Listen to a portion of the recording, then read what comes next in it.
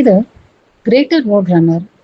வட அமெரிக்காவின் வறண்ட புதர்கள் நிறைந்த நிலப்பரப்புகளில் வாழும் இந்த வித்தியாசமான பறவை தனது வாழ்நாளின் பெரும் பகுதியை தரையிலேயே கழிக்கிறது.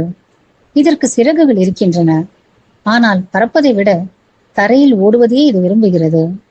நீண்ட கால்களும் நீண்ட வாலும் கொண்ட இதன் உடல் வேகமாக ஓடுவதற்கே சிறப்பாக அமைந்துள்ளது.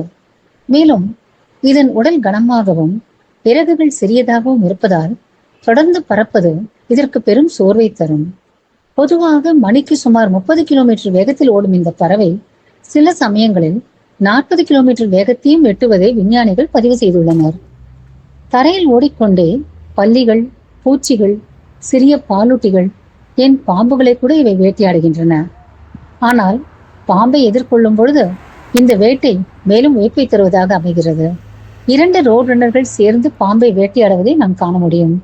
ஒன்று பாம்பின் கவனத்தை திசை திருப்பும், தாவியும் சிறகுகளை விரித்தும் பாம்பை தன் பக்கம் ஈர்க்கும். அதே நேரத்தில் மற்றொன்று நெருங்கி சென்று பாம்பின் தலையை பிடித்து அழுத்தும்.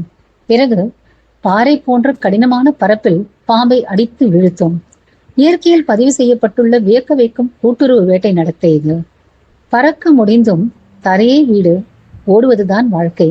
இயற்கை ஒவ்வொரு உயிரினத்திற்கும் உயிர் பிழைப்பதற்கான ஒரு தனித்துவமான வழியை தந்திருக்கிறது. கிரேட் ரன்னருக்கு அந்த வழி ஓட்டமும் வேட்டையும் கூட்டுறவு நடத்தையும் தான். இயற்கை மற்றும் வனவிலங்கு பாதுகாப்பு குறித்த எங்கள் காணொலிகளை தொடர்ந்து காண எங்கள் சேனலுக்கு சப்ஸ்கிரைப் செய்து ஆதரவு ஊக்கமும் அளிக்குமாறு கேட்டுக்கொள்கிறோம். நன்றி, வணக்கம். Like nature live.